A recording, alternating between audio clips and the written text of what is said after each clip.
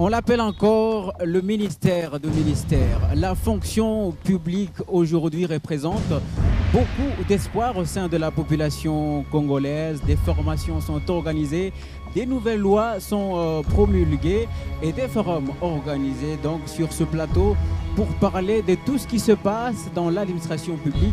Nous recevons Pascal Issou-Mbicho, ministre de la fonction publique, pour nous en parler.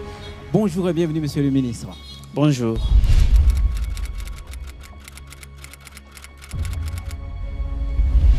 Sur ce plateau, nous serons accompagnés des deux consoeurs, Sarah Fanida Cruz pour le compte Digital Congo.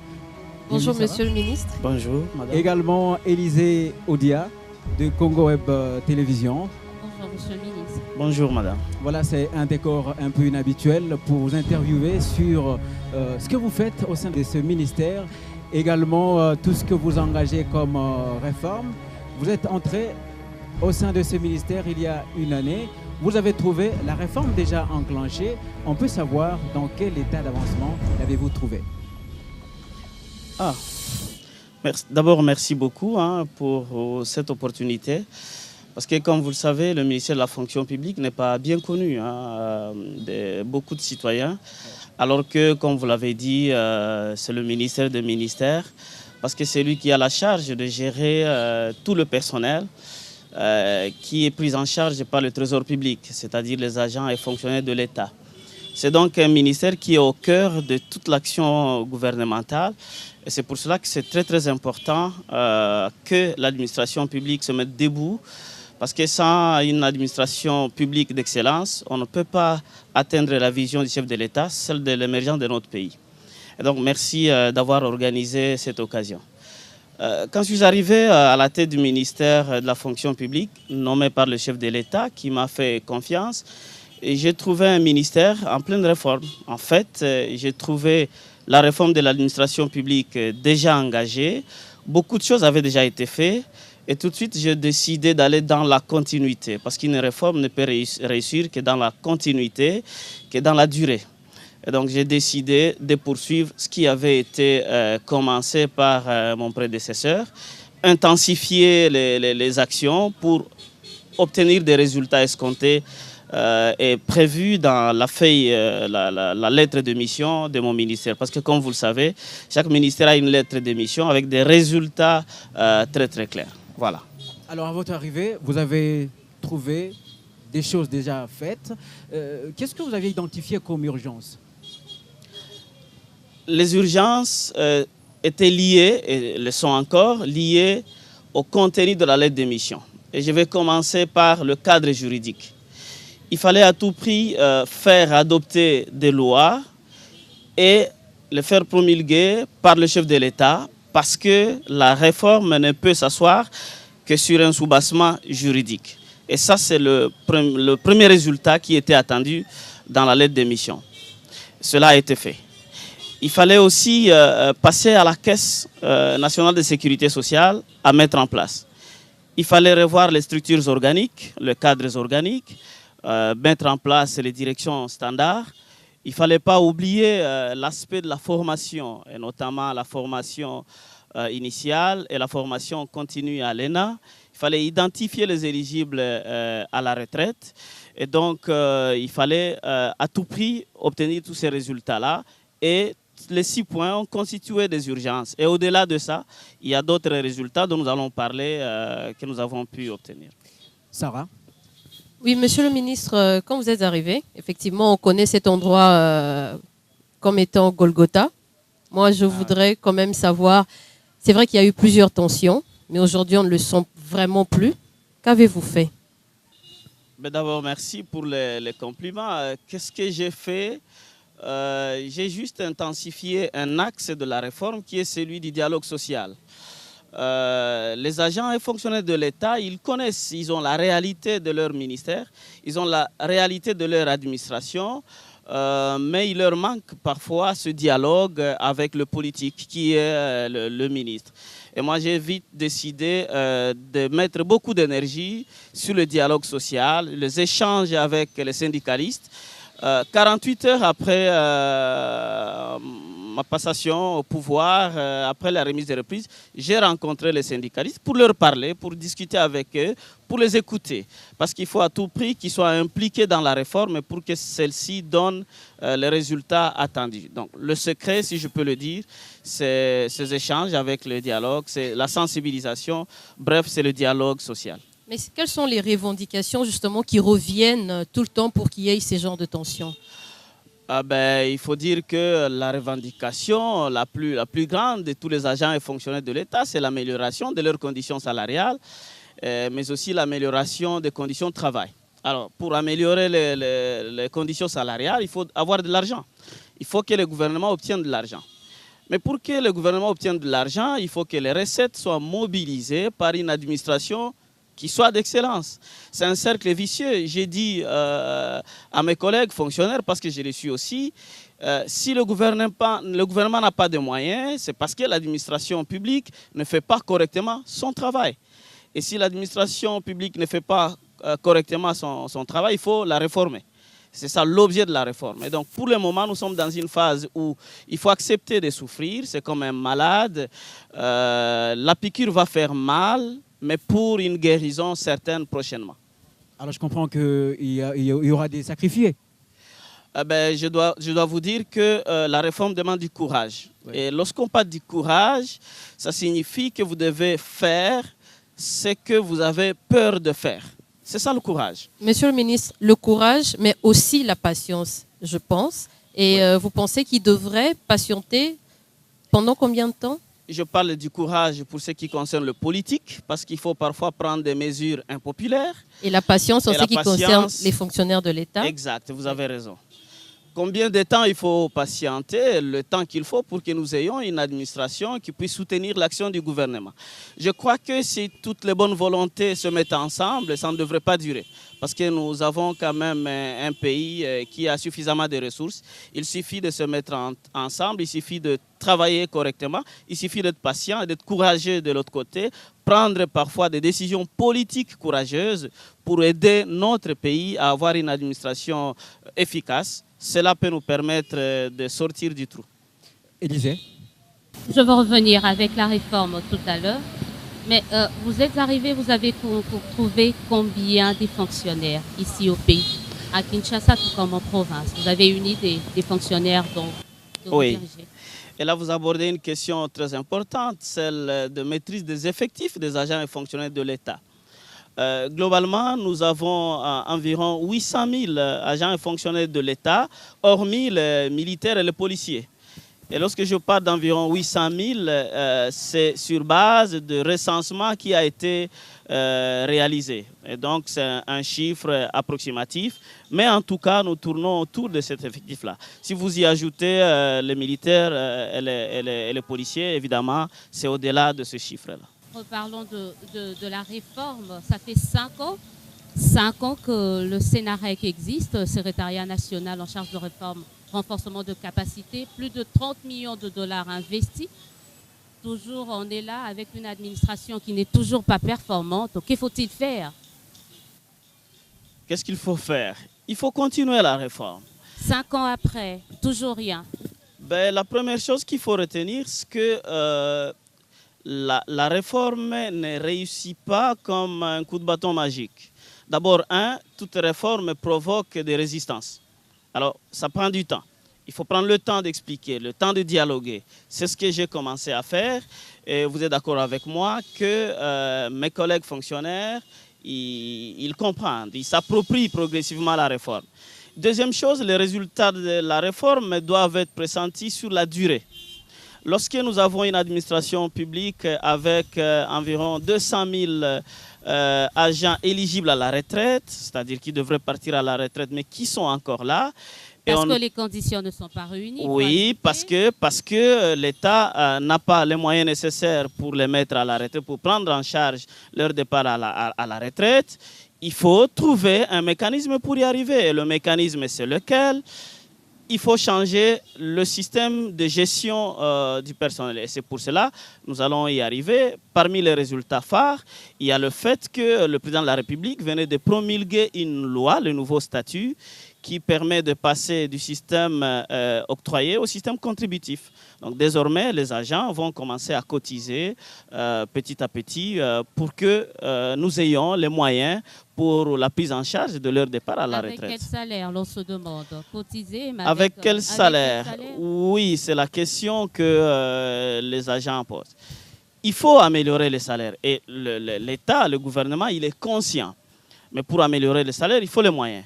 En attendant, qu'est-ce que mon ministère propose? Première chose, il faut rationaliser les rémunérations. Vous savez, aujourd'hui, ceux qui sont payés, ils ont plus la prime que le salaire de base. Et ça, c'est contre la loi. La loi prévoit que les primes ne doivent pas dépasser un tiers du salaire. Et donc, la rationalisation, ça signifie voir comment prendre une partie de la prime pour gonfler la part du salaire de base, parce que les cotisations vont se faire à partir du salaire de base. Mettre fin au système de doublons, des triplons, il y en a tellement dans l'administration. Et d'ailleurs, il faut dire que parmi les résultats, nous avons déjà réussi à mettre en évidence beaucoup de décédés qui continuent à émarger sur le listing de paye. Et nous avons écrit au ministère du Budget pour le blocage de leurs salaires. Nous nous sommes attaqués au fameux problème des arrêtés de la série 7.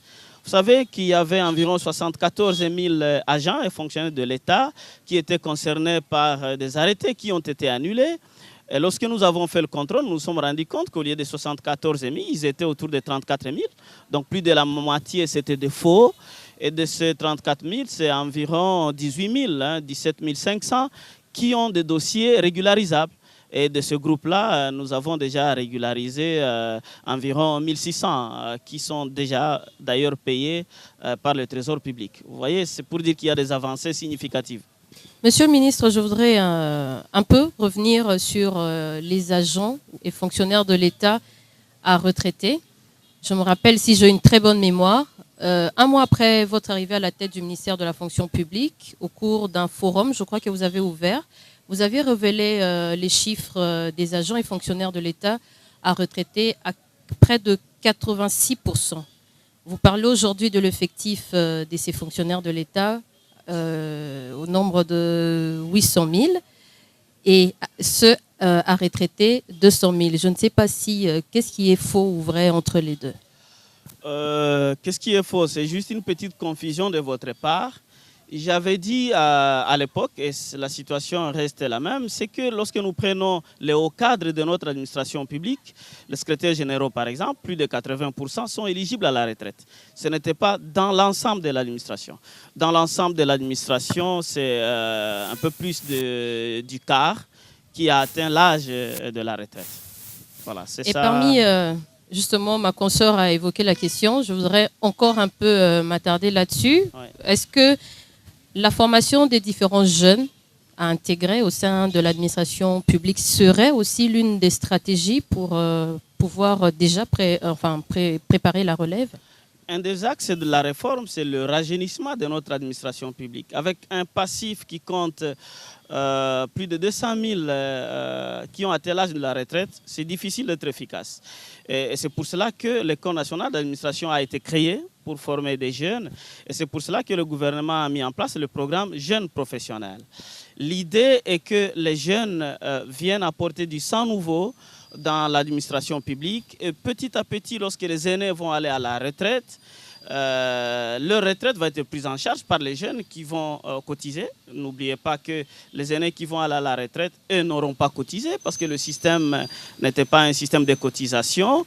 Et c'est pour cela que le rajeunissement, c'est vraiment un axe très, très important. Mais on ne peut pas rajeunir sans mettre à la retraite. Tout est lié. C'est pourquoi, quelque part, à un moment donné, au sein de l'administration publique, on parlait déjà des frustrés parmi ceux qui doivent aller à la retraite.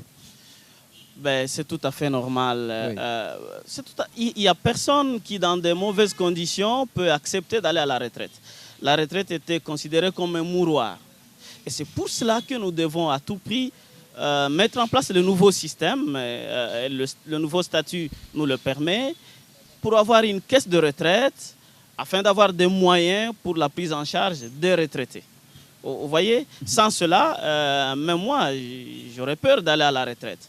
Maintenant que la caisse de retraite va se mettre en place, petit à petit, les aînés comprennent que voilà, ils vont se préparer progressivement à aller à la retraite et les conditions de la retraite vont s'améliorer progressivement. J'ai insisté sur la constance pour qu'on y arrive et sur la durée. Ça ne peut pas se faire en un jour. Ça prendra un tout petit peu de temps. Il y aura une génération qui va être considérée comme une génération sacrifiée, il faut le dire. C'est tout à fait normal. Peut-être, Claude, avant de passer justement à la caisse de la retraite, je voudrais savoir pourquoi passer de 55 à 65 ans pour l'âge de la mise en retraite. Alors, si je comprends bien, vous voulez que je parle de quelques innovations qu'il y a dans le nouveau statut. Allez-y. Et effectivement, Oui. l'âge de la retraite qui passe de 55 à 65 ans, c'est une innovation. Et il y a quelques jours, j'ai trouvé un agent qui m'a remercié pour dire j'ai 62 ans, je m'attendais à aller à la retraite voilà déjà, mais vous me donnez encore 3 ans. Voilà, donc un peu pour créer moins de frustrés. Voilà, moins de frustrés. Pas seulement moins de frustrés, il ne faut pas oublier que les conditions de vie se sont quand même améliorées dans notre pays. L'espérance de vie du Congolais a augmenté, ce qui est tout à fait normal qu'on augmente aussi l'âge de départ à la retraite. La durée de travail, c'est de 30 à 35 ans. Même l'âge de recrutement, qui était de 30, on passe à 35 ans. Ça veut dire que quelqu'un qui a 35 ans peut encore être recruté.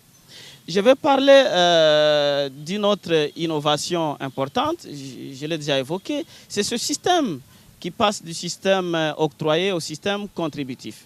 Nous ne pouvons pas ne pas évoquer le cas des organes consultatifs qui viennent d'être créés par la nouvelle loi. Nous allons avoir bien entendu le conseil de discipline qui existe, mais nous allons avoir des commissions d'administration dans les différentes administrations et le conseil supérieur de l'administration publique. Comme il y a un conseil supérieur des magistrats, nous allons aussi l'avoir au sein de notre administration publique.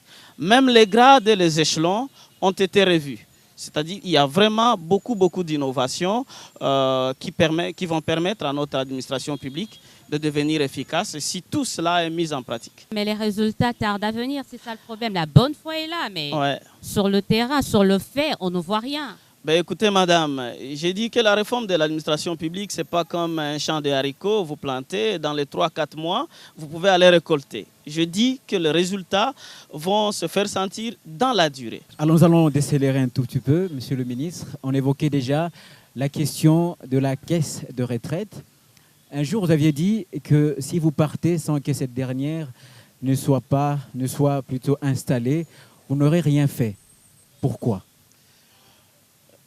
Vous les journalistes, vous retenez tout ce qu'on dit. Hein? Oui, vous avez raison.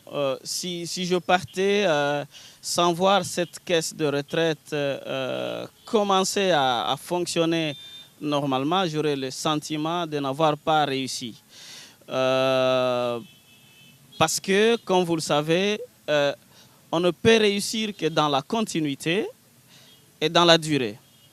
Vous savez que s'il y a des perturbations qui empêchent qu'un processus qui a commencé n'aboutisse, là, je peux me sentir comme une femme qui avait une grossesse et qui a fini par avorter.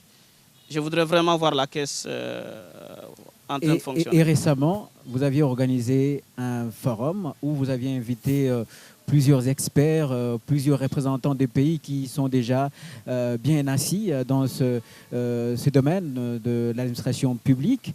Ça veut dire que vous êtes à court et il faut appeler au secours? Non. L'idée était de partir des expériences des autres, et en particulier concernant les difficultés que l'on doit rencontrer, les risques. Parce que la caisse de retraite, ça va être une sorte de banque.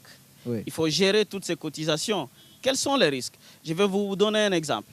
Si on se retrouve avec une administration où tout le monde vieillit, ça veut dire que les gens vont aller à la retraite et qui va cotiser? Il faut savoir examiner toutes ces questions. Et nous sommes partis de l'expérience d'autres pays, que ce soit en Afrique, en Europe, un peu partout dans le monde. Et ça nous a été d'une très grande expérience. Maintenant, nous avons tous les éléments nécessaires pour mettre en place notre caisse de retraite. Et comme je disais, d'ici la fin de l'année, nous espérons que cette caisse, en tout cas, nous ferons tout pour que cette caisse soit fonctionnelle. Évitez la précipitation parce que vous tenez tellement. Est-ce que vous sentez votre départ prochain, Monsieur le ministre, pour amorcer cette... non. Non, pas du tout. Hein. Pourquoi vous pensez à mon départ prochain? Vous tenez à cette caisse et on se dit, mais ce n'est pas de la précipitation? Non, ce n'est pas de la précipitation parce qu'à l'issue du forum, tout le monde s'est rendu compte que nous étions plutôt en retard. Et je me rappelle dans mon discours, le jour de clôture, je m'étais posé la question de savoir quand est-ce qu'il faut mettre la caisse de la retraite. Et la réponse était hier. C'est hier qu'il fallait le faire. Pour dire que nous sommes plutôt en retard.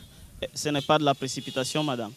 Monsieur le ministre, très souvent dans vos discours, vous évoquez la coopération française, vous évoquez la Banque mondiale. On a l'impression que sans les deux, parce que nous connaissons souvent les lenteurs que fait montre plutôt notre gouvernement, on a l'impression que sans les deux, rien ne pouvait marcher. Non, mais je pense que là, vous êtes complètement à côté. D'abord, si les partenaires ont accepté de venir, c'est parce qu'il y a une confiance dans le gouvernement. La présence des partenaires qui nous soutiennent, ça signifie que le gouvernement est crédible. Il ne faut pas l'oublier. Deuxièmement, il y a des activités qui sont prises en charge par la Banque mondiale et c'est l'occasion de remercier vivement la Banque mondiale, la coopération française, la BAD et tous les autres partenaires. Il faut vraiment les remercier. Et il y a des activités qui sont prises en charge totalement par le gouvernement dans le cadre de la réforme. Lorsque vous étiez dans mon cabinet, vous avez suivi des bruits parce qu'on est en train de réhabiliter. Ça, c'est fait par le gouvernement. Il y a dans l'opinion ceux qui se demandent maintenant concernant cette caisse, d'où viendra le financement? Le financement va provenir d'abord, du gouvernement et des agents et fonctionnaires de l'État qui vont cotiser. La cotisation va concerner 9% du salaire de l'agent. De ces 9%, l'État va prendre en charge 6%. Ça veut dire, même si on passe dans un système contributif, l'État reste comme employeur responsable. C'est lui qui va prendre en charge la grande part. Dans les autres pays, ce n'est pas le cas. Hein. C'est souvent 50%, 50%. Ici, l'État va prendre en charge 6% et l'agent va cotiser avec 3%. Et pour démarrer, le gouvernement devra mettre en place, en tout cas le gouvernement va faire, l'équivalent de 6% pendant 6 mois. Si je vous donne le chiffre, vous allez avoir peur. Et effectivement, il y a la Banque mondiale. Peur, monsieur le ministre. Ah ben, parce que ça représente beaucoup d'argent. C'est au moins 75 millions de dollars. Vous voyez, c'est pour vous démontrer la responsabilité du gouvernement. Et la Banque mondiale est disposée à prendre en charge environ 20 000 agents qui vont aller à la retraite. 20 000 agents qui sont dans des ministères pilotes soutenus par la Banque mondiale. J'aimerais que nous parlions de la formation, parce que je vois le directeur général de l'ENA. Comment ça évolue? Ça évolue très très bien. Je dis qu'à l'ENA, la première promotion est déjà partie et ils sont admis sous statut dans la fonction publique. La deuxième promotion, même chose. Et la troisième promotion a démarré au mois de juillet. Tout se passe très très bien. Et lorsqu'on parle de la formation, il ne faut pas oublier le programme Jeunes Professionnels. Parce que nous allons aussi avoir une autre vague de jeunes professionnels. Il y a déjà plus de 500 qui sont dans l'administration. Il ne faut pas oublier la formation continue, parce que les aînés qui sont dans l'administration ont besoin de la capacitation et ça se fait aussi à l'ENA. L'ENA joue un rôle dans le recrutement, l'ENA joue un rôle dans la formation aussi. On dit que vous êtes très sélective. Sélective plutôt, pourquoi? Ben, écoutez, à l'ENA, nous voulons former l'élite. Et pour former l'élite, il faut être très sélectif et très rigoureux. Imaginez-vous que pour cette promotion, nous avions un peu plus de 10 000 candidats pour 100 places. Si vous devez sélectionner, mais vous ne pouvez que chercher les meilleurs, sans oublier que ces jeunes-là doivent intégrer le corps des administrateurs civils. Et moi, je considère le corps des administrateurs civils comme les forces spéciales de l'administration publique. Et les forces spéciales dans une armée, c'est des gens qui sont formés de manière à trouver des solutions aux problèmes qui se posent quelque part. Et donc, ces jeunes gens doivent être formés dans la plus grande rigueur et pour que, effectivement, les services dans notre administration publique se transforment en services. Pourquoi seulement 100 alors que le besoin est énorme? Plus de 200 000 places à pourvoir. Ben, d'abord, il faut tenir compte de la capacité de l'ENA. Et lorsqu'on veut former pour la qualité, on ne sait pas le faire pour la masse. Mais nous avons un projet de construction d'un grand campus pour l'ENA à Maluku. Et lorsque nous aurons construit ce campus, nous formerons plus de 100.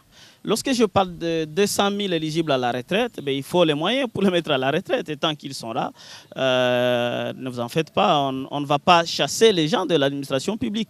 Pas du tout. On est recruté et on doit sortir. Et c'est pour cela qu'il y a aussi un axe très important de la réforme. La mise en place du système intégré de gestion des ressources humaines et de la rémunération. À la fonction publique, nous avons déjà finalisé en tout cas la mise en place d'une base de données générale qui va permettre de gérer la carrière de tous les agents et fonctionnaires de l'État. Ça va nous permettre de maîtriser les effectifs, ça va nous permettre de gérer tout le reste. Ce qui reste à faire maintenant, c'est l'interconnexion entre le ministère. Encore une fois, en quelques mois, le problème des fictifs va appartenir au passé. Est-ce que vous recusez ceux qui pensent qu'avec l'ENA, c'est une brèche ouverte vers une guerre de génération au sein de l'administration? Parce que les anciens ont du mal à accepter. Quand vous sortez de l'ENA, vous êtes directement chef de bureau, je crois. Et il y en a d'autres qui triment, qui font des années sans pour autant atteindre ce poste. Est-ce que vous vous inscrivez en faux par rapport à ça? Madame, je vais vous faire rigoler. Vous avez déjà des enfants? 2. 2 enfants, d'accord. Vous savez, une maman met au monde les enfants, une fille ou un garçon, je vais parler du garçon. Et le jour où son garçon épouse une femme, ça devient un problème. Et souvent, c'est une sorte de conflit entre la maman et sa belle-fille. Vous savez pourquoi, madame? Parce qu'il s'agit d'une sorte de coup d'état social.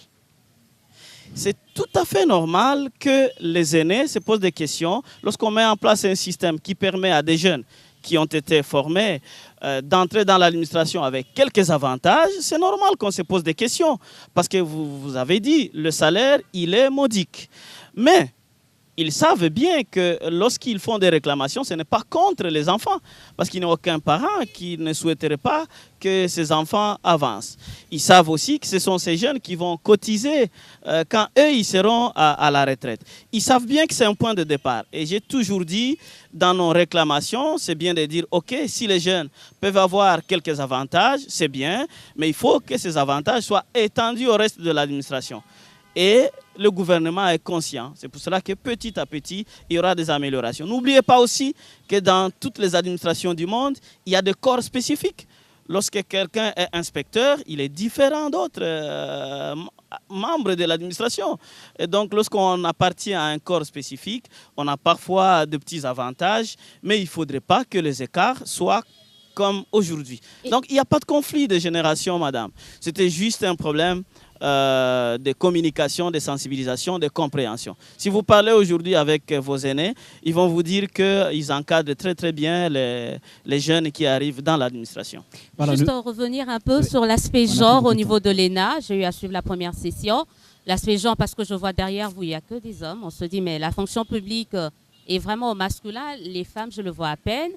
Voilà, on comprend quand même, mais au niveau de l'ENA, est-ce qu'il y a des réformes entreprises dans ce sens pour stimuler quand même la jeune femme, la jeune fille à adhérer, à participer, à être une partie intégrante au niveau de la fonction publique? Ben, je ne sais pas. Peut-être que les femmes voulaient aller là où on paye mieux. C'est pour cela qu'elles ne se sont pas beaucoup retrouvées dans la fonction publique. Il y a trop de matchs à la fonction. Non, non, pas du tout. Alors, je vais livrer ici un secret. J'espère que le jury me pardonnera.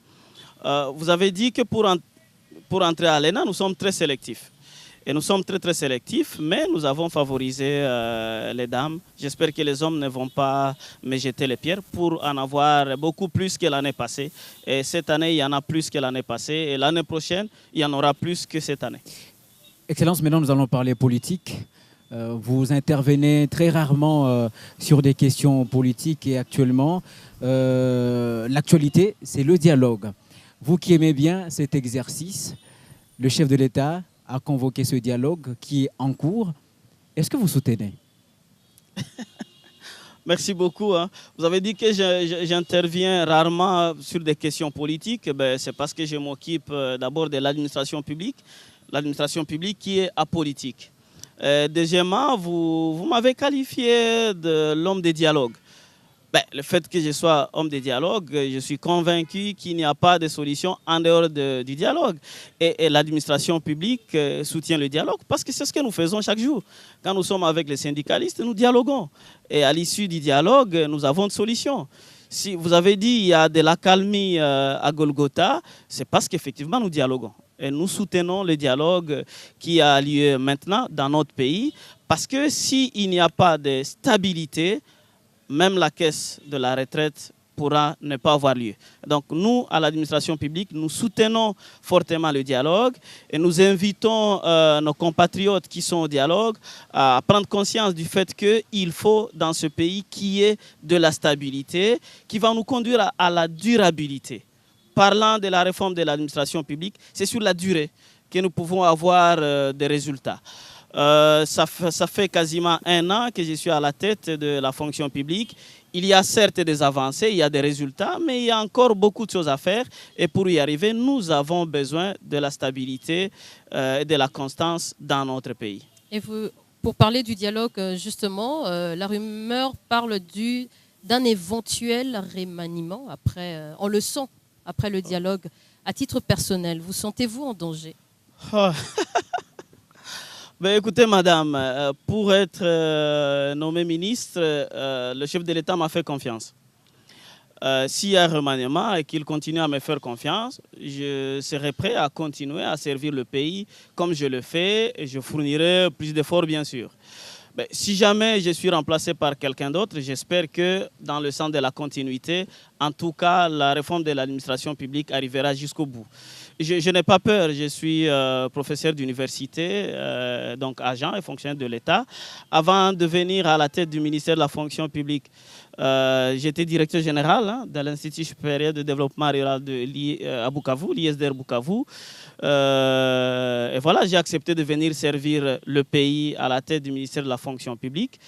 Je me répète, s'il y a un remaniement, c'est vous qui le dites, et que je suis gardé, je continuerai à travailler. S'il y a quelqu'un d'autre, j'espère en tout cas qu'il va continuer pour que notre administration publique ne souffre pas de l'instabilité politique. Au cas où il y aurait quelqu'un d'autre, moi je ne le souhaite pas, quels seraient les conseils de votre part à lui prodiguer après tout ce que vous avez vécu dans cette maison?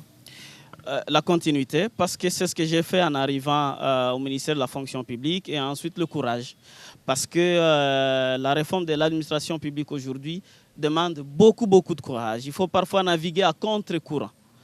Et ça, ce n'est pas donné à n'importe qui. Prendre parfois des mesures qui font très mal, et ensuite dialoguer, parler avec les agents et fonctionnaires de l'État, comme je le fais. Imaginez-vous qu'aujourd'hui, au moment où nous parlons, les syndicalistes sont à Kisantu pour leurs états généraux. C'est la première fois que les syndicalistes organisent des états généraux des activités syndicales dans notre pays. Ça, c'est le fruit du dialogue que nous avons entretenu avec eux. Alors, on se rend compte que le dialogue et la fonction publique vont de pair, hein?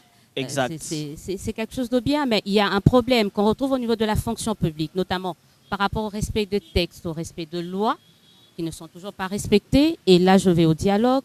Pour certains, on estime que le dialogue, c'est pour... On va là-bas pour la révision de la Constitution. C'est pas un peu paradoxal? Vous êtes de cet avis-là, il faudra à tout prix revoir certains textes pour pérenniser, pour maintenir la stabilité et continuer avec le développement des entreprises.